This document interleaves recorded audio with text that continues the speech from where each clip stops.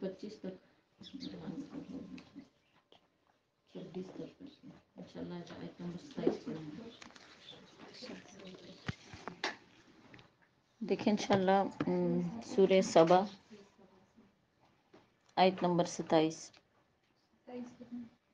27۔ اعوذ باللہ من الشیطان الرجیم، بسم اللہ الرحمن الرحیم۔ قل ارونی الذین الحقتم بہ شرکاء، آپ صلی اللہ علیہ وسلم فرما دیجئے کہ مجھے ذرا وہ تو بتاؤ کہ جن کو تم نے شریک بنا کر اللہ کے ساتھ ملا رکھا ہے۔ کلا، ہرگز نہیں۔ مطلب یہ ہے کہ کسی صفت کی وجہ سے تم نے اپنے معبودوں کو اللہ کا شریک بنا کر رکھا ہے، تو کیا وہ کوئی چیز پیدا کرتے ہیں یا کسی کو نفع یا پھر ضرر پہنچا سکتے ہیں؟ یا وہ جو تمہارے شریک مطلب شرکائے باطلہ ہے وہ تمہیں روزی دے سکتے ہیں، تمہیں رزق دے سکتے ہیں؟ جب ان میں سے کوئی بھی وصف ان کے اندر نہیں تو خود ہی اللہ کے پیغمبر صلی اللہ علیہ وسلم نے ارشاد فرمایا کہ کلا، ہرگز نہیں۔ یعنی جب ظاہر ہو گیا ہے کہ ان کے اندر کوئی بھی صفت نہیں ہے جو اللہ کے اندر پائی جاتی ہے، تو بل هو اللہ العزیز الحکیم، تو عبادت کا مستحق وہی رب ہے، وہی اللہ ہے، العزیز جو غلبہ دینے والا، الحکیم اور حکمت والا ہے۔ وما ارسلناک الا کافۃ للناس، اور نہیں ہم نے بھیجا آپ صلی اللہ علیہ وسلم کو الا مگر کافۃ للناس، یعنی تمام انسانیت کے لیے پیغمبر بنا کر۔ مطلب یہ ہے کہ سب لوگوں کے لیے آپ صلی اللہ علیہ وسلم کی جو رسالت ہے وہ دے کر ہم نے آپ کو بھیجا۔ بشیراً، اللہ کے حبیب کی صفت یہ ہے کہ آپ لوگوں کو بشارت دینے والے ہیں، و نذیرا، اور آپ صلی اللہ علیہ وسلم کی صفت یہ بھی ہے کہ آپ لوگوں کو اللہ کی ذات سے، جہنم کی آگ سے، اللہ کے احکامات کے خلاف ورزی سے ڈرانے والے ہیں۔ تو اس آیت میں پھر یعنی آپ صلی اللہ علیہ وسلم کی کچھ صفات کا ذکر ہے۔ سب سے پہلی صفت دیکھیں جس کا ذکر قرآن نے کیا ہے کہ الا کافۃ للناس، کہ آپ صلی اللہ علیہ وسلم تمام انسانیت کے لیے پیغمبر بنا کے بھیجے گئے ہیں۔ آپ صلی اللہ علیہ وسلم سے پہلے جتنے بھی پیغمبر اس دنیا میں آئے وہ ایک مخصوص قوم کی طرف مبعوث ہوئے۔ مخصوص مطلب یہ ہے کہ مجمع کی طرف یا ایک قوم کی طرف، ایک بستی کی طرف، لیکن آپ صلی اللہ علیہ وسلم کے لیے لفظ قرآن نے استعمال کیا کافتاً، آپ کی رسالت پوری انسانیت کے لیے کافی ہے۔ کوئی آپ کو مانے یا نہ مانے، یہ تو ان کا اپنا عقیدہ ہے، لیکن آپ کی رسالت ایسی رسالت ہے کہ آپ کے بعد کسی نبی نے نہیں آنا۔ قیامت تک جتنے انسان اس دنیا میں آئیں گے ان تمام انسانوں کے لیے آپ آخری نبی ہیں، اور آپ صلی اللہ علیہ وسلم کی شریعت بھی کیا ہے؟ یہ آخری شریعت لازمی ہے۔ یہاں ایک تو ختم نبوت صلی اللہ علیہ وسلم کی مسئلے کی وضاحت ہو گئی کہ آپ کے بعد دنیا میں کوئی پیغمبر نہیں آئے گا، آپ آخری نبی ہیں۔ قیامت تک کوئی انسان، دوسرا کوئی پیغمبر اس دنیا میں نہیں آئے گا۔ دوسری بات یہ بتلا دی گئی کہ آپ علیہ السلام جو ہے کسی مخصوص قوم اور مخصوص بستی کی طرف پیغمبر بنا کے نہیں بھیجے گئے، بلکہ آپ علیہ السلام جو ہے پوری انسانیت کے لیے، بتائیں کیا بنا کر بھیجے گئے ہیں؟ پیغمبر بنا کے بھیجے گئے ہیں۔ اگلی سے بیان کی گئی ہے بشیراً، اللہ کے حبیب صلی اللہ علیہ وسلم کی صفات میں سے ایک صفت ہے کہ آپ انسانیت کو خوشخبری دینے والے ہیں، و نذیرا، اور اسی طرح اللہ کے حبیب صلی اللہ علیہ وسلم کی ایک صفت یہ بیان کر دی گئی ہے کہ آپ صلی اللہ علیہ وسلم لوگوں کو اللہ کے احکامات سے، اللہ کی مخالفت سے اور جہنم سے لوگوں کو کیا کرنے والے ہیں؟ ڈرانے والے ہیں۔ دیکھیں اس نبی کی شان جو ہے نا وہ ایسی شان ہے کہ آپ کے جو الفاظ مبارک تھے، یعنی آپ کے جو اقوال تھے، وہ تو بہت ہی پر اثر اور دلوں کے اندر ایمان کی نورانیت کو تازہ کرنے والے تھے۔ آپ صلی اللہ علیہ وسلم کی شخصیت ایسی تھی نا کہ بہت سارے لوگ جو ہیں وہ آپ کو دیکھ کر بھی ایمان لائے۔ اللہ پاک نے آپ کے اندر ایک کشش رکھی تھی، اور کیوں نہ ہو، ظاہر بات ہے اللہ کے حبیب تھے، آخری نبی تھے، تو جب اللہ کے پیغمبر صلی اللہ علیہ وسلم ہجرت کر کے، یعنی مکہ مکرمہ سے ہجرت کر کے آپ نکلے مدینہ منورہ کے لیے، تو ان کی حالات زندگی پر کچھ دیکھے ایک دو واقعات سنا کر آپ کو سمجھانے کی کوشش کرتی ہوں۔ تو اس ٹائم یعنی اللہ کے حکم ہی سے آپ کو ہجرت کا حکم دیا گیا، اور ہجرت کے لیے آپ علیہ السلام جب نکلے تو آپ سب کو پتہ ہے کہ اس ٹائم آپ کے جو ساتھی آپ کے ساتھ ہجرت میں تھے، تنہا بتائیں وہ کون سے صحابی تھے؟ حضرت ابوبکر صدیق رضی اللہ تعالیٰ عنہ، ان کی شان بھی بہت نرالی ہے۔ حضرت ابوبکر صدیق رضی اللہ تعالیٰ عنہ آپ کے ساتھ تھے، اور آپ صلی اللہ علیہ وسلم ہیں۔ تو روایات میں آتا ہے کہ جب ابو جہل کو پتہ چلا کہ اللہ کے پیغمبر صلی اللہ علیہ وسلم مکہ چھوڑ کر نکل چکے ہیں، یعنی ہجرت کے لیے وہ جا چکے ہیں، نکل چکے ہیں، تو کہتے ہیں ابو جہل نے مکہ مکرمہ میں یہ اعلان کر دیا کہ اگر کوئی شخص محمد کو ڈھونڈے اور اس کو میرے پاس لے کر آئے یا اس کا کام تمام کر دے، تو میں بطور انعام اس کو 100 سرخ اونٹ عطا کروں گا۔ اس وقت ان اہل عرب میں سب سے قیمتی اونٹ جو ہوتے تھے نا، وہ یہی سرخ قسم کے اونٹ ہوتے تھے، اور یہ بہت زیادہ قیمتی ہوتے تھے۔ سمجھے کہ اس کی قیمت اربوں کے لحاظ سے ہوتی تھی، اور ظاہری بات ہے کم تعداد بھی نہیں تھی۔ 100 اونٹ دینے کا ابو جہل نے وعدہ کیا تھا کہ اگر کوئی شخص محمد کو ڈھونڈ کر لے کر آتا ہے تو میں کیا کروں گا، میں اس کو بتاؤں بطور انعام کتنے دوں گا؟ 100 سرخ اونٹ دوں گا۔ تو یہ ایک ایسا اعلان تھا، اور آپ کو پتہ ہے کہ فطرتاً انسان کی طبیعت کے اندر مال و دولت کی ایک حرص ہوتی ہے۔ تو کہتے ہیں کہ کافی لوگوں نے مطلب اس چیز سے خوش ہوئے، اور انہوں نے چاہا کہ ہم حبیب خدا صلی اللہ علیہ وسلم کو ڈھونڈیں اور ہم اس انعام کے مستحق ہو جائیں۔ بہرحال انہی لوگوں میں سے ایک شخص تھے، اس کا نام تھا ابو بریدہ۔ ابو بریدہ جو تھے انتہائی جاندار اور بہادر انسان تھے، یعنی مطلب آدمی تھے۔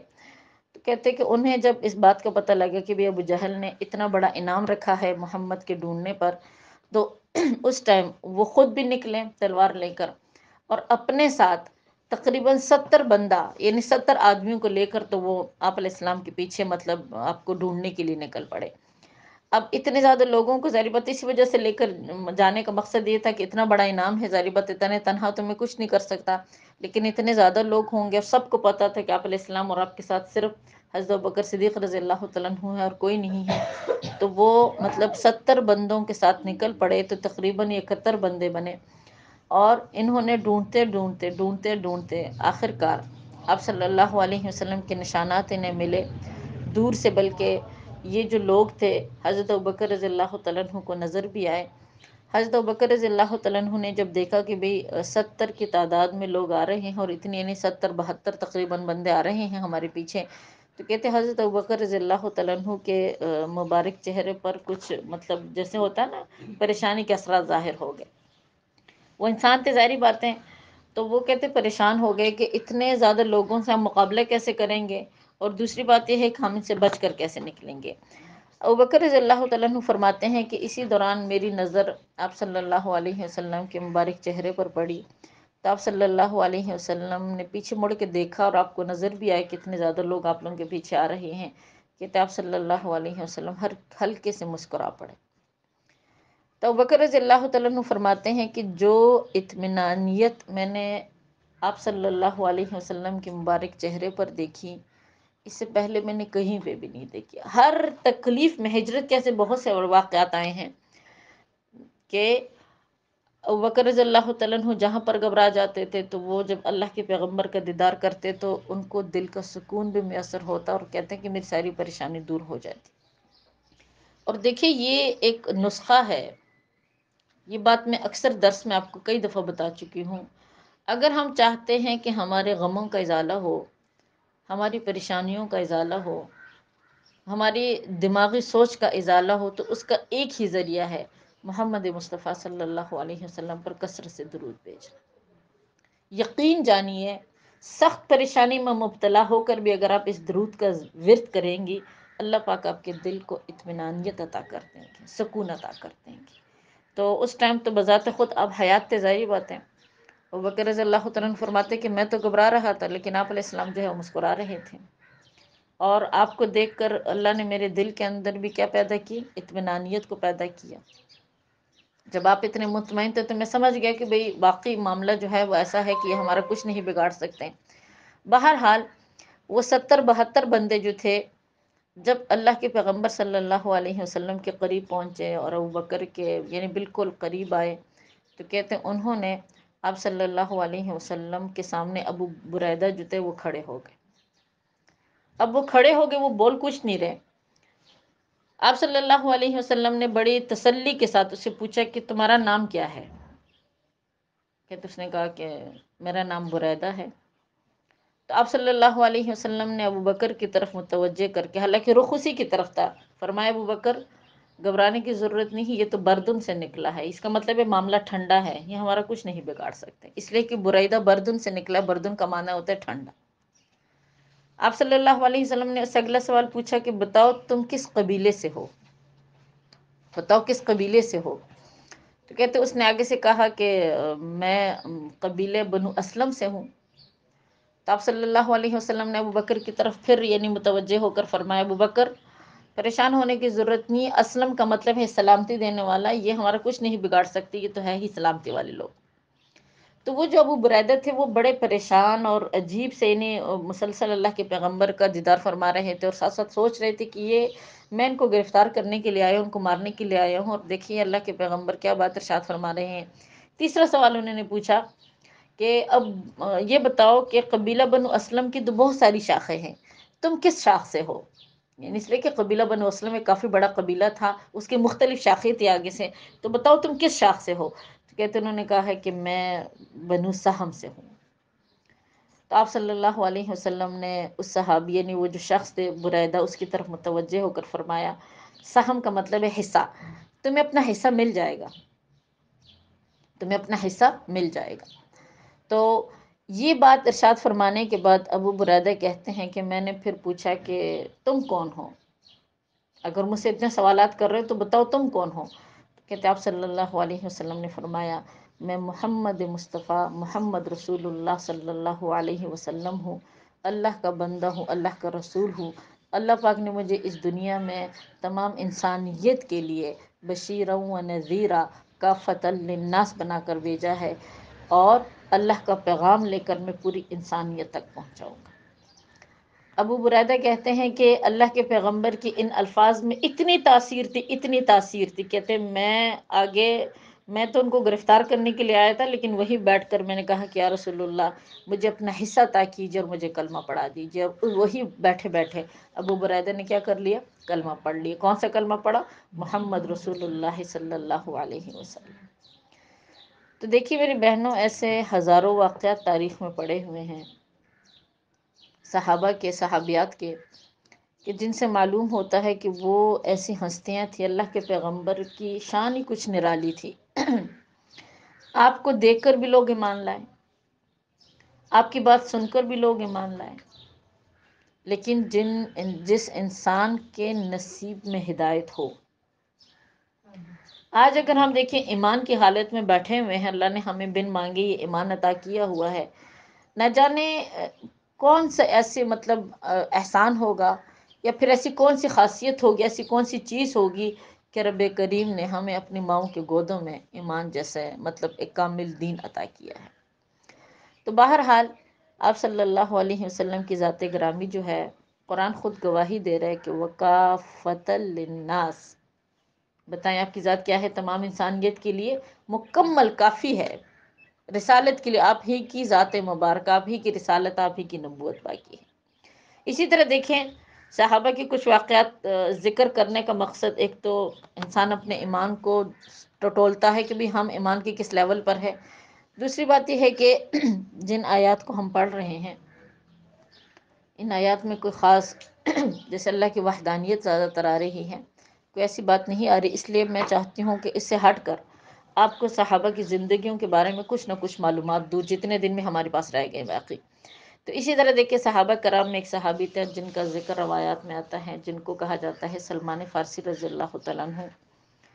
سورہ احزاب کے اندر ہم نے ان کا مطلب ان کے بارے میں مختصراً پڑھا بھی تھا کہ تمام صحابہ کرام میں حضرت سلمان فارسی رضی اللہ تعالیٰ عنہ ایسے صحابی تھے، یعنی کہ جو اہل فارس سے ہجرت کر کے آئے تھے اللہ کے پیغمبر کے پاس. اور اسی طرح خندق کھودنے کا جو مشورہ دیا تھا، بتائیں وہ بھی کس نے دیا تھا؟ سلمان فارسی رضی اللہ تعالیٰ عنہ نے۔ بہرحال سلمان فارسی رضی اللہ تعالیٰ عنہ کی دیکھیے اسلام لانے کا واقعہ میں آپ کے سامنے ذکر کرنا چاہتی ہوں۔ سلمان فارسی رضی اللہ تعالیٰ عنہ کو جب معلوم ہوا کہ کوئی انسان ایسا ہے، کوئی بندہ ایسا ہے کہ جو نبوت کا دعویٰ کرتا ہے، جو اپنے آپ کو نبی کہتا ہے، اور اسی طرح وہ شخص مدینہ منورہ ہجرت کر کے آئے گا، تو کہتے ہیں کہ سلمان فارسی رضی اللہ تعالیٰ عنہ اپنے گھر سے نکل پڑے اپنے ساز و سامان لے کر۔ وہ نکل پڑے مدینہ منورہ کی طرف، انہوں نے رخ کیا کہ میں جا کر مدینہ منورہ آباد ہوں گا اور اس نبی سے میں ملوں گا۔ سلمان فارسی رضی اللہ تعالیٰ عنہ کو اللہ کے پیغمبر صلی اللہ علیہ وسلم کے بارے میں 3 نشانیاں معلوم تھی، تو اس لیے وہ بے فکر ہو کر گھر سے نکلے کہ اگر یہ 3 نشانیاں اس بندے میں پاؤں گا تو واقعی وہ اللہ کا نبی ہوگا، آخری پیغمبر ہوگا، اور میں اس پر کیا کروں گا؟ میں ایمان لے کر آؤں گا۔ بہرحال سلمان فارسی رضی اللہ تعالیٰ عنہ کے حالات زندگی کا واقعہ بڑا تفصیلاً ہے ان کے اسلام لانے کا۔ کہتے جب یہ اپنے گھر سے نکلے، ایک جگہ سے دوسری جگہ ہجرت کی، اس وقت آپ کو پتہ ہے کہ سفر کرنا ایک بہت مشکل کام ہوتا تھا، یعنی بہت مشقت طلب کام ہوتا تھا۔ ایک جگہ سے دوسری جگہ ہجرت کی، سفر کیا، دوسرے ملک سے اگلے ملک میں، اسی طرح ہوتے ہوتے، یعنی آخر کار بات کو مختصر کرتی ہوں، ہوتے ہوتے سلمان فارسی رضی اللہ تعالیٰ عنہ ان کو کچھ لوگوں نے پا لیا اور اس کو اپنا غلام بنا لیا۔ کئی ہاتھوں میں سلمان فارسی بکے، ایک سے دوسرے کے ہاتھ میں، تیسرے ہاتھ میں، چوتھے ہاتھ میں، کئی لوگوں کی انہوں نے خدمت کی، اس لیے کہ غلام بن گئے تھے۔ اور اس وقت غلاموں کو لوگ مطلب فروخت کرتے تھے، وہ جس طرح جب پکڑے جاتے تھے، بے سہارا ہوتے تھے، ان کو کوئی پوچھنے والا نہیں ہوتا تھا، تو لوگ اس کو اپنا ماتحت بنا کر مطلب اس پر قیمت وصول کرتے تھے۔ اس وقت تو لوگوں کی بھی خرید اور فروخت ہوتی تھی، آج کے دور میں بھی ہوتی ہے، خیر حکومتی معاملات کو اگر دیکھا جائے، لیکن اس وقت بھی اسی طرح لوگوں کی خرید اور فروخت ہوتی تھی۔ سلمان فارسی رضی اللہ تعالیٰ عنہ فرماتے ہیں کہ میں جب، یعنی مدینہ منورہ کے قریب ایک بستی تھی، مدینہ منورہ تب بھی نہیں لیکن اس سے کچھ میل فاصلے دور ایک جگہ تھی، وہاں پر کسی انسان یعنی کوئی بندہ تھا، اس کے ہاتھ میں کام کر رہا تھا، غلام تھا، وہ مجھ سے بہت سخت مزدوری کرواتا تھا۔ تو کتنے میں کہتے، اتنے میں ایک یہودی آیا میرے آقا کے پاس۔ وہ جو یہودی تھا وہ قبیلہ بنو قریظہ کا تھا، اور یہ بات میں پچھلی کلاس میں مطلب سورہ احزاب میں سمجھا چکی ہوں کہ یہودیوں کے جتنے قبائل تھے، بتائیں وہ کہاں پر آباد تھے؟ مدینہ منورہ میں آباد تھے۔ اور وہ کیوں مدینہ منورہ میں آباد تھے؟ اس لیے کہ ان تمام یہودیوں کو تورات کے اندر انہوں نے یہ بات پڑھی تھی کہ آخری نبی جو ہوں گے، بتائیں وہ مکہ سے کہاں ہجرت کریں گے؟ مدینہ منورہ ہجرت کریں گے۔ تو تمام یہودیوں نے اپنا مسکن جو ہے وہ مدینہ منورہ بنایا تھا۔ انہیں یہ تو معلوم نہیں تھا کہ وہ نبی کس نسل سے ہوں گے، لیکن پہلے تو وہ اس نبی کو بہت زیادہ عقیدت سے دیکھتے تھے، اور وہ چاہتے تھے کہ وہ آئے اور ہم ان پر ایمان لے کر آئے۔ تو بہرحال بنو قریظہ کے ایک بندہ تھا، یہودی تھا، سلمان فارسی کہتا ہے کہ وہ جب آیا اس نے مجھے دیکھا، تو جیسی مجھ پر نظر پڑی تو کہتے اس نے میرے آقا سے کہا کہ کیا تم اس غلام کو فروخت کرو گے؟ تو کہتے اس نے کہا کہ ہاں میں تو فروخت کرنا چاہتا ہوں۔ تو اس نے پوچھا کہ تم اس کو کتنے دینار میں فروخت کرنا چاہتے ہو؟ تو کہتے ہیں کہ میرا جو آقا تھا اس نے کہا کہ میں اس کو 400 دینار میں فروخت کرنا چاہتا ہوں، اگر تم لے سکتے ہو تو لے لو۔ تو وہ جو یہودی تھا بنو قریظہ قبیلے کا، کہتے اس نے 400 دینار جو تھے وہ میرے آقا کو دے کر مجھے خرید لیا۔ اب جب مجھے خریدا تو کہتے اس نے میرے ہاتھ پاؤں باندھے، اور پیچھے مطلب جیسے نا اونٹ میں جو جگہ بنی ہوئی تھی، کجاوا بنا ہوا تھا، باندھ کر، تو کہتے مجھے وہاں پر یعنی ہاتھوں کو بھی باندھا، پاؤں کو بھی باندھا، اور مجھے مطلب رکھ دیا اپنے ساتھ سامان میں۔ تو سلمان فارسی رضی اللہ تعالیٰ عنہ فرماتے ہیں، کہتے ہیں کہ میں اتنے ہاتھوں میں بکا نا، اتنے ہاتھوں میں کہ میری صبر کے انتہا ہو کر میں مسلسل روئے جا رہا تھا، اور میں یہی سوچ رہا تھا کہ اتنے ہاتھوں سے بک کر میں مدینہ کے کچھ قریب آیا، نہ جانے اب یہ بندہ مجھے کہاں لے کر جائے گا۔ انہیں معلوم تو نہیں تھا نا کہ یہ مدینہ منورہ ہی کے رہنے والا ہے، لیکن وہ یہی کہتے ہیں کہ میں بہت زیادہ رویا، روتے روتے میری آنکھ لگ گئی، اور مجھے معلوم نہیں ہوا کہ یہ بندہ مجھے کہاں لے کر آیا۔ بہرحال وہ جو یہودی تھا وہ تو مدینہ منورہ کا رہنے والا تھا، وہ جب سلمان فارسی رضی اللہ تعالیٰ عنہ کو مدینہ منورہ لے کر آئے، ان کو جگایا، تو سلمان فارسی رضی اللہ تعالیٰ عنہ فرماتے ہیں کہ میں جیسے ہی مدینہ منورہ پہنچا تو کہتے ہیں کہ مدینہ منورہ کی ہواؤں کی ٹھنڈک سے اللہ نے میرے دل کو تسکین عطا کی۔ کہتے ہیں میں بڑا خوش ہوا کہتے میری طبیعت جو تھی نا، جیسے نہیں ہوتی سنبھل جاتی ہے، میری طبیعت سنبھل گئی، مجھے بہت اچھی جیسی فیلنگ مطلب انسان کو آتی ہے تو وہ آنے لگی، اور بہت ہی زیادہ میرا دل خوش ہوا۔ حالانکہ دیکھیں وہ صرف اس جگہ پہنچا تھا، بتائیں کون سی جگہ؟ جو شہر مدینہ صلی اللہ علیہ وسلم ہے۔ دیکھیے یہ جو ایسی جگہ ہوتی ہے نا، ان کو مقدس نگاہوں سے دیکھا کرے، عزت و احترام سے دیکھا کرے۔ ہمارے قابرین فرماتے ہیں کہ مدینہ منورہ کی کچھ جروں کے بارے میں بھی کبھی غلط بات نہ کرو۔ وہ کجورے بھی بہت محترم اور معظم ہوتی ہیں، وہ جگہ بھی بہت، جس جگہ پر اللہ کے پیغمبر صلی اللہ علیہ وسلم کا جسد مبارک ہے، آپ خود سوچیں کہ کیا اس سے افضل ترین کوئی جگہ ہوگی؟ مدینہ کی مطلب ہر چیز میں اللہ پاک نے شفا رکھی ہوئی ہے، اور بہت ہی خوبصورت شہر ہے وہ۔ اور خوبصورت کیوں نہ ہو، ظاہری بات ہے، آپ سب کو پتہ ہے کہ سید الاولین والآخرین وہاں پر آرام فرما رہے ہیں۔ بہرحال سلمان فارسی رضی اللہ تعالیٰ عنہ فرماتے ہیں کہ جب مجھے مدینہ پہنچایا گیا تو مجھے بہت اچھا محسوس ہوا اور بہت خوشی ہوئی، اور میں نے اپنے آقا کا بہت شکریہ ادا کیا، اور میں نے سوچا کہ یہ مجھ سے جتنا بھی کام لے گا نا، میں بخوشی کروں گا، بلکہ اس سے زیادہ کام کروں گا، تاکہ آگے مزید مجھے کسی اور کے ہاتھ فروخت نہ کرے۔ تو اسی طرح حضرت سلمان فارسی رضی اللہ تعالیٰ عنہ کو اس یہودی نے، اور یہودیوں میں زیادہ تر جو لوگ تھے ان کے باغات تھے کھجوروں کے، انہوں نے ان کو کام پہ لگایا، مطلب باغ میں، کھجوروں کے ایک باغ میں کام پر لگایا، کہ مطلب درختوں کی دیکھ بھال اور ساری جو ذمہ داری ڈیوٹی تھی اس باغ کی سلمان فارسی رضی اللہ تعالیٰ عنہ کو دے دی۔ حضرت سلمان فارسی رضی اللہ تعالیٰ عنہ فرماتے ہیں کہ میں اپنی محنت سے بڑھ کر اس یہودی کی خدمت کرتا تھا۔ مجھے اس اپنے وہ جو یہودی آقا تھا، مجھے اس پہ اس لیے خوشی تھی کہ وہ مجھے اپنے مقصد تک اس نے مجھے پہنچا دیا تھا۔ بہرحال فرماتے ہیں کہ میں کام کرتا رہا وہاں یہودی کے پاس، بہت خوشی کے ساتھ، محنت کے ساتھ اور لگن کے ساتھ۔ کہتے اتنے میں کوئی شخص اس یہودی آقا کے پاس آیا اور کہنے لگا کہ وہ شخص آ چکا ہے مدینہ میں جو نبوت کا دعویٰ کرتا ہے، جو اپنے آپ کو محمد رسول اللہ کہتا ہے۔ تو سلمان فارسی رضی اللہ تعالیٰ عنہ فرماتے ہیں کہ بھئی جیسے میں نے یہ بات سنی تو کہتے میری تو خوشی کی انتہا ہی نہیں رہی۔ ظاہری باتیں دیکھیں، اس نے کتنی مشقتیں برداشت کی تھی، کتنے ہاتھوں میں وہ بکا ہے، کتنے لوگوں کی غلامیاں اس نے کی ہے، اور کہتے کہ جب یہ بات میں نے سنی تو کہتے میری خوشی کی کوئی انتہا نہیں تھی۔ کہتے میں نے اپنا کام چھوڑ کر بھاگتا ہوا اس بندے کے پاس گیا۔ کہتے میں نے سے پوچھا کہ بتاؤ تو صحیح، وہ آدمی جو نبوت کا دعویٰ کرتا ہے وہ کہاں پر ہے، مدینہ کی کس جگہ پر ہے؟ تو کہتے اس شخص نے بتایا کہ وہ عقبہ میں، یعنی وہ عقبہ میں تشریف فرما ہے، اور وہیں پر مطلب وہ ہوتے ہیں۔ تو سلمان فارسی رضی اللہ تعالیٰ عنہ فرماتے ہیں کہ میں بڑا خوش ہوا اس، یعنی اللہ کے پیغمبر صلی اللہ علیہ وسلم کی بابت جب میں نے سنا، تو کہتے میرا جو آقا ہے اس نے بہت سختی سے مجھے ڈانٹا، اور بلکہ مجھے مارا بھی، لیکن فرماتے ہیں کہ نہ مجھے وہ مارنا محسوس ہوا، بلکہ اس مارنے میں بھی مجھے راحت محسوس ہوئی۔ جیسے ہوتا ہے نا انسان کو جب بہت خوشی ملتی ہے تو بعض اوقات سخت ٹوکر بھی لگ جاتی ہے، تو وہ بھی مطلب بندے کو پتہ نہیں لگ رہا ہوتا۔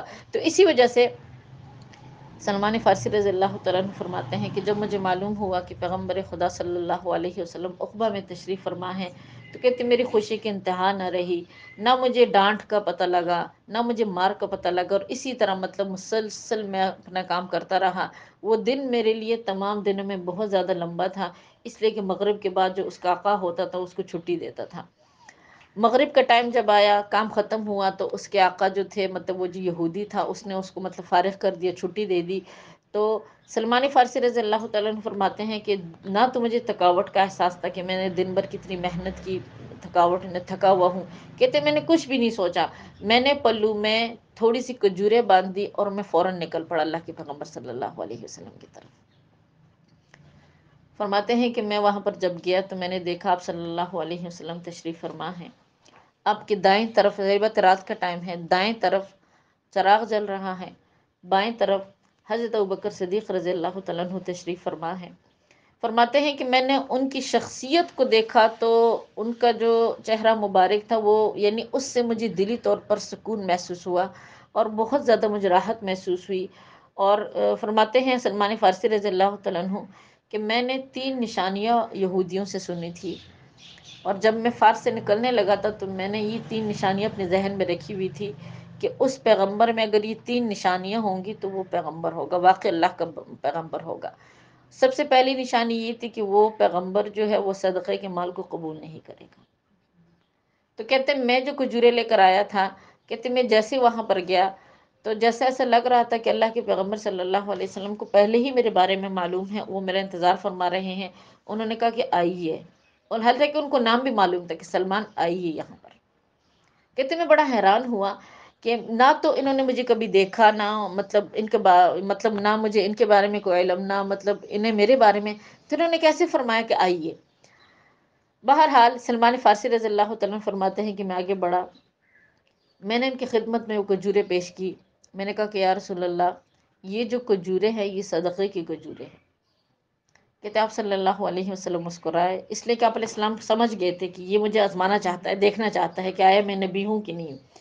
کہتے آپ صلی اللہ علیہ وسلم میری ہی طرف اپنا رخ مبارک کیے ہوئے اپنے ابوبکر کو فرمایا کہ ابوبکر، ان کھجوروں کو تقسیم کر دو، ان کھجوروں کو کیا کر دو، تقسیم کر دو۔ تو ابوبکر رضی اللہ تعالیٰ عنہ نے وہ کھجوریں تقسیم کی۔ سلمان فارسی رضی اللہ تعالیٰ عنہ فرماتے ہیں کہ بس جتنی دیر مجھے بیٹھنا تھا میں بیٹھا، اور میری پہلی نشانی جو تھی وہ اللہ نے پوری کر دی، یعنی میں دیکھ چکا کہ ان صدقے کے کھجوروں سے اللہ کے پیغمبر صلی اللہ علیہ وسلم نے کوئی ایک کھجور بھی نہیں کھائی، بلکہ وہ تمام کھجوریں انہوں نے کیا کر دی بتائیں، صدقہ کر دی، یعنی لوگوں میں تقسیم کر دی۔ سلمان فارسی رضی اللہ تعالیٰ عنہ فرماتے ہیں کہ اگلا دن ہوا، اگلا دن پھر جب ہوا تو پورا دن مطلب دن میرے لیے بہت لمبا تھا، اور کام کاج میں چاہتا تھا کہ جلدی سے مغرب ہو، میں فارغ ہوں تاکہ میں پھر اس پیغمبر کے مطلب خدمت میں جاؤں۔ تو جب اگلا دن ہوا تو پھر میں اللہ کے پیغمبر صلی اللہ علیہ وسلم کی خدمت میں گیا۔ اس دفعہ جو میں کھجورے لے کر گیا پھر دوبارہ، وہ کھجورے جو تھی وہ میں تحفتاً لے کر گیا تھا، اس لیے کہ دیکھیے اللہ کے پیغمبر کی دوسری نشانی یہ تھی کہ کبھی بھی آپ تحفے کی چیز کو ٹکراتے نہیں تھے، ہدیے کو آپ ٹکراتے نہیں تھے۔ سلمان فارسی رضی اللہ تعالیٰ عنہ فرماتے ہیں کہ جب میں پھر گیا تو ایسا لگ رہا تھا کہ اللہ کے پیغمبر میرا انتظار فرما رہے ہیں، اور پھر انہوں نے دوسری دفعہ پھر کہا کہ آئیے بیٹھیے۔ اب اللہ کے پیغمبر نے دیکھیں نہ تو سلمان فارسی کو کوئی دین کی دعوت دی، نہ ان کو بتلایا کہ میں آخری نبی ہوں، مجھ پر ایمان لے کر آؤ، نہ سلمان فارسی نے ایسی کوئی بات چیت کی۔ ظاہر بات ہے اس وقت تک وہ ایمان نہیں لائے تھے، وہ صرف آزمانا چاہتے تھے، اور اللہ کے پیغمبر کو اللہ نے پہلے ہی بات بتلا دی تھی کہ آپ کو آزمانا چاہتے، دیکھنا چاہتے ہیں۔ وہ اپنی نشانیاں جو ان کو پہلے ہی تورات اور انجیل میں پڑھ کر آئے تھے، وہ دیکھنا چاہ رہے تھے کہ کیا وہ تمام نشانیاں اس پیغمبر میں موجود ہے کہ نہیں۔ تو بہرحال سلمان فارسی رضی اللہ تعالیٰ عنہ فرماتے ہیں کہ جب میں اللہ کے پیغمبر کے قریب گیا، میں ان کے سامنے بیٹھا تو میں نے وہ کھجوریں پیش کی، اور میں نے کہا کہ یا رسول اللہ صلی اللہ علیہ وسلم، یہ ہدیہ ہے، یہ تحفہ ہے آپ کے لیے۔ کہتے آپ صلی اللہ علیہ وسلم اس دفعہ کھل کر مسکرائے۔ آپ علیہ السلام تو جانتے تھے کہ مجھے آزمانا چاہتے ہیں، کہ تجھ سے کھل کے مسکرائے۔ آپ علیہ السلام نے ان کھجوروں میں سے 10 کے 11 کھجوریں تناول فرمائیں، آپ نے کھائی۔ تو سلمان فارسی رضی اللہ تعالیٰ فرماتے کہ میں اپنے دل میں سمجھ گیا کہ ہاں دوسری نشانی بھی پوری ہو گئی، پہلی نشانی بھی پوری ہو گئی، اور دوسری نشانی بھی کیا ہو گئی، آج پوری ہو گئی۔ خیر جتنا بیٹھنا تھا وہ بیٹھیں، پھر واپس آئے سلمان فارسی رضی اللہ تعالیٰ عنہ۔ جب سلمان فارسی رضی اللہ تعالیٰ عنہ کہتے میں واپس آیا، تیسرا دن مجھ پر بہت بھاری تھا، کام کا تو مجھے پتہ ہی نہیں لگ رہا تھا، لیکن تیسری نشانی اس کے بارے میں سوچ رہا تھا کہ آخر یہ تیسری نشانی جو مطلب مجھے معلوم ہے، اس نشانی کا میں کیسے پتہ لگاؤں گا۔ اس لیے کہ جو تیسری نشانی آپ صلی اللہ علیہ وسلم کے تورات میں موجود اور انجیل میں وہ تھی کہ آپ کے دونوں کندھوں مبارک کے درمیان مہر نبوت ہوگی۔ اب سلمان فارسی فرماتے ہیں کہ میں پورا دن، نہ تو مجھے رات کو نیند آئی، اور نہ مطلب دن کو تھکاوٹ کی وجہ سے، نہ مجھے تھکاوٹ محسوس ہو رہی تھی کام کی وجہ سے، اور میں یہی سوچتا رہا کہ اللہ میں کیسے ان سے کہوں گا کہ یا رسول اللہ میں پیچھے دیکھنا چاہتا ہوں کہ واقعی مہر نبوت ہے کہ نہیں۔ اس لیے کہ دیکھیے آپ صلی اللہ علیہ وسلم نے فرمایا کہ مجھے پہلے پیغمبروں میں سے ایک خصوصیت یہ دی گئی ہے کہ میرا روب بہت زیادہ ہے۔ آپ علیہ السلام جس جگہ تشریف فرما ہوتے تھے نا، تو مہینے جو جگہ دور ہوتی تھی دشمنوں پر آپ کا روب پڑتا تھا۔ آپ علیہ السلام کا جو اللہ پاک نے آپ کی مدد کی نا، وہ آپ کے روب کی وجہ سے بھی کی ہے۔ تو ہر بندہ آپ سے کھل کر بات نہیں کر سکتا تھا، کوئی انسان بھی آپ سے کھل کر بات نہیں کر سکتا تھا۔ تو سلمان فارسی رضی اللہ تعالیٰ عنہ بھی یہی پورا دن سوچتے رہے، کبھی کہتے میں سوچتا تھا اللہ کوئی تیز ہوا آ جائے کہ ان کی قمیض اڑ جائے تو میں مہر نبوت کو دیکھوں، یا اللہ کوئی بندہ آ جائے جو اس چیز کا تقاضا کرے کہ ہم آپ کی مہر نبوت کو دیکھنا چاہتے ہیں تو میں بھی دیکھ لوں۔ بہرحال سلمان فارسی رضی اللہ تعالیٰ عنہ کہتے ہیں میں اپنے ذہن میں مختلف پلاننگ بناتا تھا، کبھی سوچتا تھا یہ کہوں گا، کبھی یہ کبھی یہ، لیکن جب تیسرا دن مغرب کا ٹائم آیا تو کہتے ہیں میں خالی ہاتھ گیا، اللہ کے پیغمبر صلی اللہ علیہ وسلم کے سامنے جب گیا تو اس وقت آپ صلی اللہ علیہ وسلم جس جگہ اب مسجد نبوی ہے نا، اس جگہ آپ تشریف فرما تھے۔ جیسے ہی سلمان فارسی فرماتے ہیں کہ میں آپ صلی اللہ علیہ وسلم کی خدمت میں حاضر ہوا، اور مجھے ایسا لگ رہا تھا کہ آپ صلی اللہ علیہ وسلم میرا انتظار کر رہے تھے، کہتے آپ نے فرمایا کہ سلمان آئیے۔ کہتے جب میں آگے بڑھا، میں بیٹھنے لگا تو اللہ کے پیغمبر نے فرمایا کہ نہیں سلمان یہاں نہیں، میرے پیچھے آ جاؤ، یعنی میرے آگے نہ بیٹھو بلکہ کیا کرو، میرے پیچھے آ جاؤ۔ سلمان فارسی رضی اللہ تعالیٰ فرماتے ہیں کہ میں پیچھے گیا، آپ صلی اللہ علیہ وسلم نے خود اپنا کرتا مبارک اٹھایا اپنے پیچھے سے، اور اپنی مہر نبوت جو تھی، بتائیں وہ کس کو دکھا دی؟ سلمان فارسی رضی اللہ تعالیٰ عنہ کو دکھائی۔ تو دیکھیے میری بہنوں، یہ واقعات صرف سننے کے حد تک ہے، لیکن بندہ اگر اس کو حقیقی آنکھوں سے دیکھے تو اس میں بڑا سرور بھی ہے، بڑا یعنی ایمان بندے کا تازہ ہوتا ہے، اور انسان کو اپنے ایمان کی قدر محسوس ہوتی ہے۔ سلمان فارسی رضی اللہ تعالیٰ عنہ فرماتے ہیں کہ جب میں نے مہر نبوت دیکھی تو میں کہتے ہیں میں فوراً بوسہ لینے کے لیے آگے بڑھا، اور میں نے اتنا اللہ کے پیغمبر صلی اللہ علیہ وسلم کو بوسے دیے مہر نبوت پہ کہ آپ علیہ السلام نے، یعنی جیسے نہیں ہوتا کسی کا ہاتھ پکڑ کے آگے کرنا، میرا ہاتھ پکڑ کر آگے کیا، اور کہتے ہیں میں آپ کے پاؤں مبارک پر جھکا، اور کہتے ہیں میں کثرت سے رو رہا تھا، بہت زیادہ میں رو رہا تھا، اور آپ علیہ السلام کے پاؤں مبارک کو میں بوسہ دے رہا تھا۔ آپ صلی اللہ علیہ وسلم نے سلمان فارسی سے مطلب فرمایا کہ کلمہ پڑھو، تو اس ٹائم انہوں نے کلمہ پڑھا۔ بتائیں کون سا کلمہ پڑھا ہے؟ لا الہ الا اللہ محمد الرسول اللہ، یہ کلمہ سلمان فارسی نے پڑھا، کہتے مسلسل روئے جا رہے تھے۔ آپ صلی اللہ علیہ وسلم نے ان کو پیچھے کیا کہ چلو اب بس کرو، پیچھے ہو جاؤ، تو کہتے وہ آگے سے کہنے لگے کہ یا رسول اللہ آج مجھے اپنا مقصد مل گیا ہے، یا رسول اللہ آپ یہ حکم نہ دیجئے کہ میں آپ کے قدم مبارک نہ چوموں، میں پیچھے ہٹوں۔ یا رسول اللہ میں بہت ہاتھوں میں بکا، میں نے بڑے لوگوں کی نوکریاں کی، میں نے لوگوں کے کپڑے صاف کیے، میں نے لوگوں کے جوتے صاف کیے، میں نے بڑے ظلم برداشت کیے، میں نے بڑے تلخ رویے برداشت کیے۔ یا رسول اللہ میں کہاں سے کہاں بک بک کر آپ کے پاس پہنچا، یا رسول اللہ میں آپ کا غلام ہوں، تو مجھے آپ حکم نہ دیجئے کہ میں آپ کے قدم مبارک نہ چوموں۔ بہرحال اس طریقے سے سلمان فارسی رضی اللہ تعالیٰ عنہ ایمان لے کر آئے، اور پوری زندگی انہوں نے پھر کیسے گزاری، اس کا ظاہری بات اتنا ٹائم تو نہیں میں آپ کو بتا سکوں، مختصراً آخر میں یہ بات کہوں گی، وہی سلمان فارسی رضی اللہ تعالیٰ عنہ حضرت عمر فاروق رضی اللہ تعالیٰ عنہ کا جب دور تھا، یعنی خلافت کا زمانہ تھا، تو انہوں نے حضرت سلمان فارسی رضی اللہ تعالیٰ عنہ کو مدین کا گورنر بنایا تھا۔ اب جب آپ مدین کے گورنر بنے تو کہتے آپ جب بوڑھے ہو گئے تو آپ نے حضرت عمر فاروق رضی اللہ تعالیٰ عنہ کی طرف خط لکھا کہ امیر المؤمنین، میرے جسم جو ہے وہ کمزور ہو چکا ہے، میں بوڑھا ہو چکا ہوں، مزید میں گورنر نہیں بننا چاہتا، آپ مجھے اس عہدے سے کیا کر دیجئے، ہٹا دیجئے۔ عمر فاروق رضی اللہ تعالیٰ عنہ جب مدین تشریف لے کر گئے تو کہتے وہاں بے انتہائی بھیڑ تھی لوگوں کی، اور لوگ یہی کہہ رہے تھے کہ یا امیر المؤمنین، جب سے سلمان فارسی آئے ہیں اس شہر میں مدین میں، وہ گورنر بنے ہیں، کوئی بندہ رات کو بھوکا نہیں سویا، کوئی بندہ بے لباس نہیں ہوا، یعنی کوئی بندہ جو ہے وہ اس کے ساتھ ظلم نہیں ہوا، یعنی بے انتہا لوگ جو ہے وہ حضرت سلمان فارسی کی تعریف کر رہے تھے۔ تو اب امیر المؤمنین حضرت عمر فاروق رضی اللہ تعالیٰ عنہ نے حضرت سلمان فارسی سے کہا کہ دیکھو لوگ تمہاری اتنی تعریفیں کر رہے ہیں، اور لوگ چاہتے ہیں، یعنی ان لوگوں کی چاہت یہ تھی مدین والوں کی کہ آپ سلمان فارسی کو گورنری سے نہ ہٹائیں، ہم کسی اور گورنر کو قبول نہیں کریں گے۔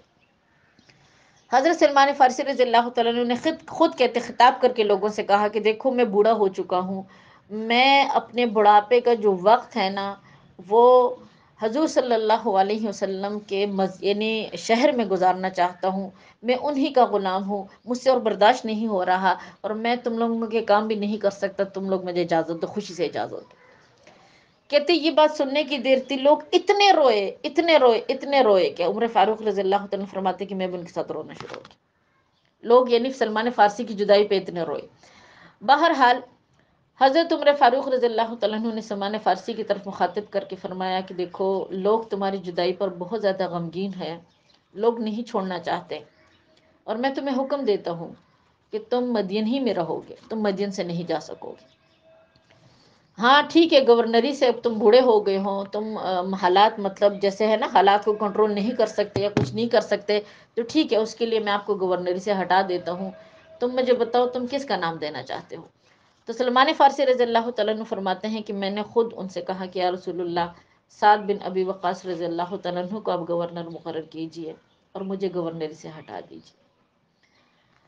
مدین کے لوگوں نے کہا کہ ہم سعد بن ابی وقاص رضی اللہ تعالیٰ عنہ کو اس وقت تک گورنر نہیں مانیں گے جب تک سلمان فارسی مدین میں مطلب نہ رہے۔ اگر سلمان فارسی مدین میں نہ رہیں تو ہم سعد بن ابی وقاص کو گورنر نہیں مانیں گے۔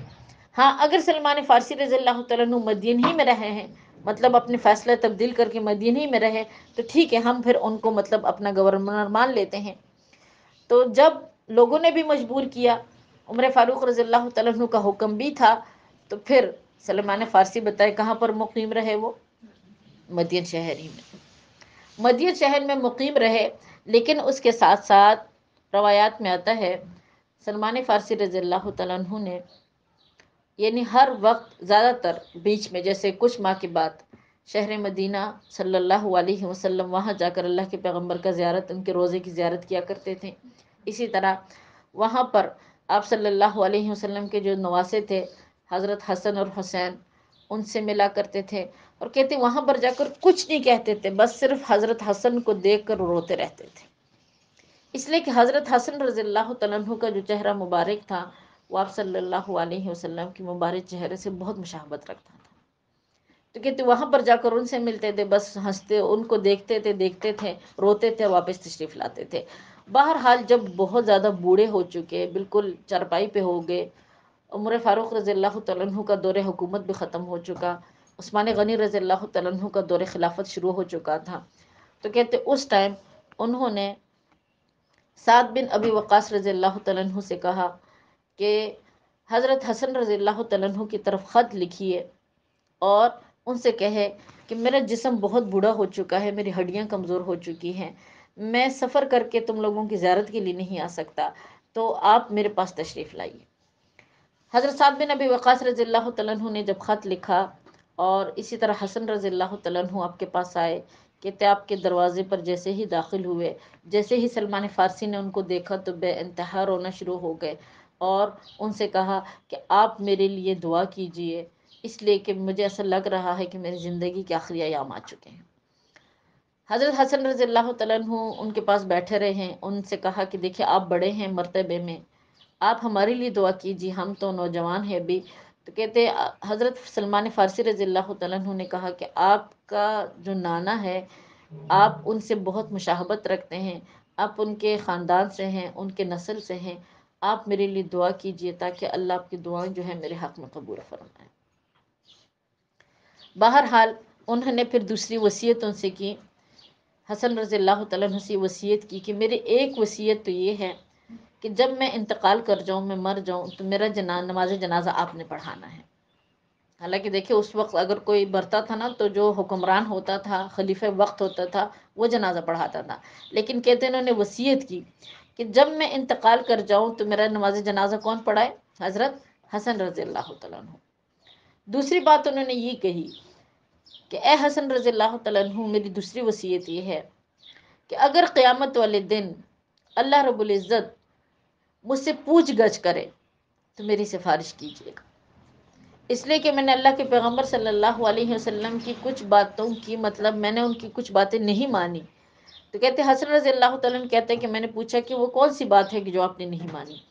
تو سلمان فارسی رضی اللہ تعالیٰ عنہ فرمانے لگے، کہتے وہ یہ بات تھی کہ اللہ کے پیغمبر صلی اللہ علیہ وسلم نے مجھے فرمایا تھا کہ سلمان، دنیا میں اسی طرح رہو جس طرح ایک مسافر رہتا ہے، یعنی اپنے پاس اتنا ہی ساز و سامان رکھو جتنا ایک مسافر کے پاس ہوتا ہے، اس سے زیادہ اپنے پاس کچھ نہ رکھو۔ اور کہتے ہیں کہ یہ بات کر کے سلمان فارسی رونا شروع ہو گئے کہ دیکھو آج میرے پاس اتنا کچھ ہے۔ حضرت حسن رضی اللہ تعالیٰ عنہ فرماتے ہیں کہ میں ان کے گھر پر میں نے جب نظر ڈالی تو ان کے پاس کیا تھا، دیکھیں بات کو توجہ سے سنیے گا، ان کے پاس ایک مٹکا تھا، ایک مشکیزہ تھا، 2 پیالے تھے اور ضرورت کے کچھ سامان تھا۔ حسن رضی اللہ تعالیٰ عنہ فرماتے ہیں کہ جب میں نے کل اثاثہ ان کا دیکھا تو تقریباً وہ 15 دینار تھا۔ بتائیں کتنا تھا وہ؟ 15 دینار. اور اس پر بھی وہ دنیا سے جاتے ہوئے کیا کر رہے ہیں؟ وہ رو رہے ہیں. اسی دوران سعد بن ابی وقاص رضی اللہ تعالیٰ عنہ بھی تشریف لائے، جو گورنر مدین تھے، وہ بھی بیٹھے ہوئے تھے. اور انہوں نے کہتے کہ ان کے قریب جا کر کہا کہ سلمان فارسی ہمیں کچھ نصیحت کر کے جائیں.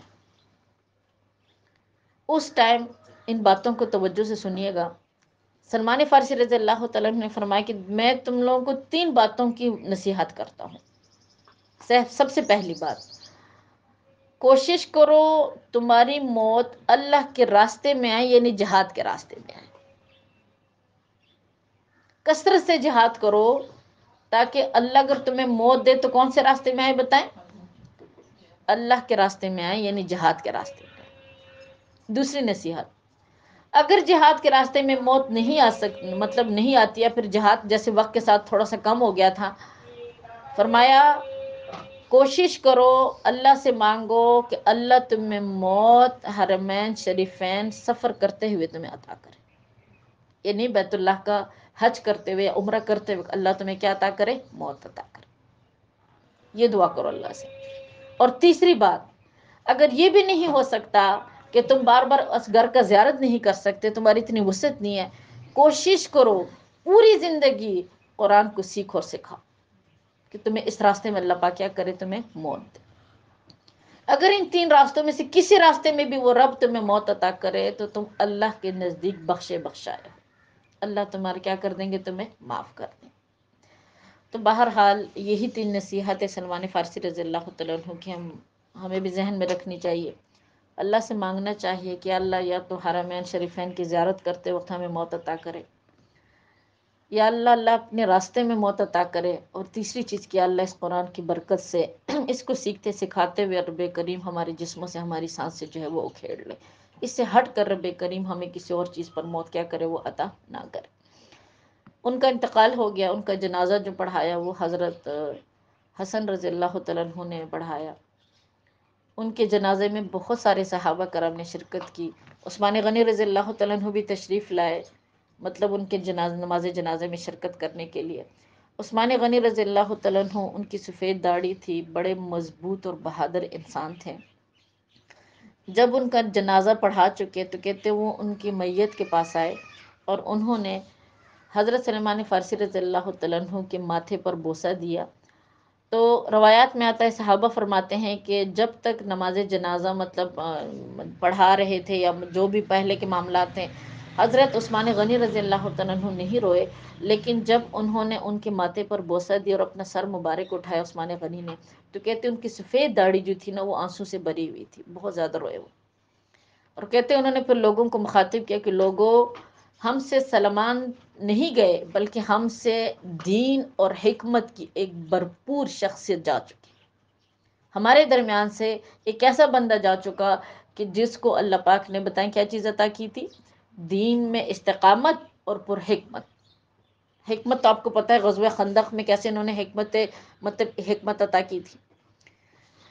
اور عثمان غنی رضی اللہ تعالیٰ عنہ نے کہتے پھر لوگوں کو مخاطب کر کے کہا کہ یقین جانیے، اللہ کی قسم اٹھا کر کہتا ہوں، یہ ایسا چہرہ ہے کہ اس چہرے کو اللہ کے پیغمبر صلی اللہ علیہ وسلم نے کئی مرتبہ بوسہ دیا.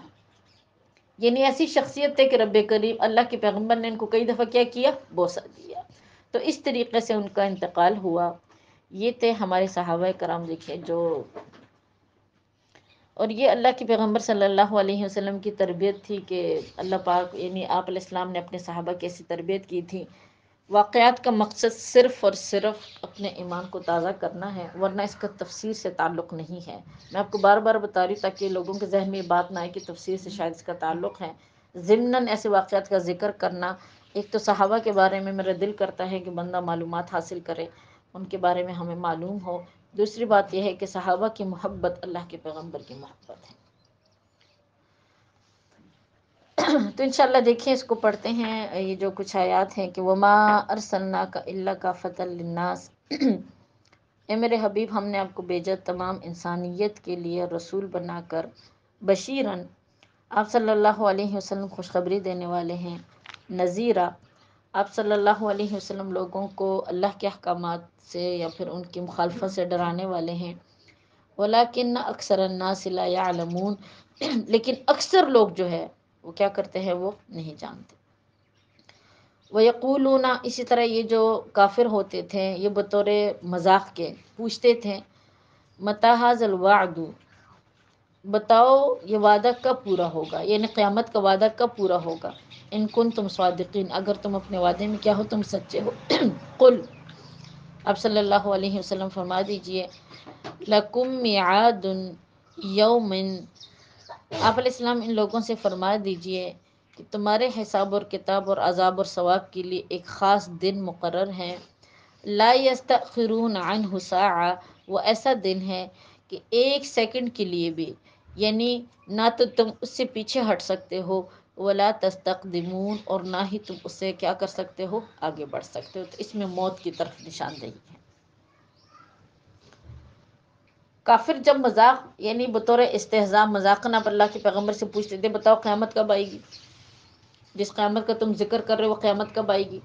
تو کہتے آپ صلی اللہ علیہ وسلم نے انہیں حکم دیا، فرمایا اللہ کی طرف سے کہ تمہاری جو قیامت ہے، قیامت صغریٰ، وہ تمہاری موت ہے۔ جب تمہاری موت کا ٹائم پورا ہو جائے گا، ایک سیکنڈ کے لیے تم پیچھے نہیں ہٹ سکتے، اور جب تمہارا میعاد پورا ہوگا ایک سیکنڈ کے لیے تم کیا کر سکتے ہو، تم آگے نہیں بڑھ سکتے۔ تو دیکھیے میری بہنوں، موت کا خوف ہمارے دلوں میں نہیں ہونا چاہیے، اس لیے کہ موت اپنے ٹائم ہی پر آنی ہے۔ آج کا جو مسلمان کمزور ہو چکا ہے وہ موت کے خوف سے بھی ہو چکا ہے۔ کوئی پریشانی آتی ہے، سخت حالات آتے ہیں تو ہم موت سے ڈر کے مارے کرتے ہیں، کوئی بیماری آتی ہے تو ہم سمجھتے بس یہ ہماری جان لے لے گی، حالانکہ وہ موت کا جو ٹائم ہے نا، وہ موت نہ تو بیماری کی وجہ سے آتی ہے، نہ حالات کی تنگی کی وجہ سے آتی ہے، نہ فقر کی وجہ سے آتی ہے۔ ہر انسان کا ٹائم اللہ پاک نے مخصوص رکھا ہے، جب وہ ٹائم پورا ہوتا ہے تو اس کے لیے کوئی نہ کوئی بہانہ بنا دیتے ہیں۔ تو اس لیے کبھی بھی بیماری کو برا بھلا نہیں کہنا چاہیے، سخت حالات کو برا بھلا نہیں کہنا چاہیے، اس لیے کہ وہ چیزیں جو ہے نا وہ موت کا باعث نہیں ہے۔ قرآن دیکھے خود کہہ رہا ہے، لا یستأخرون عنہ ساعہ ولا یستقدمون، ہمارا ایمان ہے اس پر، جب ہمارا ٹائم پورا ہوگا تو ایک سیکنڈ کے لیے اپنی مرضی سے اس دنیا میں نہ ہم رہ سکتے ہیں، اور اگر ہم پہلے جانے بھی چاہتے ہیں تو ٹائم سے پہلے ہم اس دنیا سے جا بھی نہیں سکتے، جس کو قیامت صغریٰ کہا جاتا ہے۔ ہم سب کی موت، اللہ پاک ہمیں اس موت کے لیے تیاری کرنے کی توفیق عطا کرے، اللہ ہم سب کو ایمان کی حالت میں موت عطا کرے۔ ہم جو پڑھ رہے ہیں اللہ پاک اس کو ہمارے حق میں قبول فرمائے۔ وآخر دعوانا الحمدللہ رب العالمین۔ انشاءاللہ دعا کر لیتے ہیں۔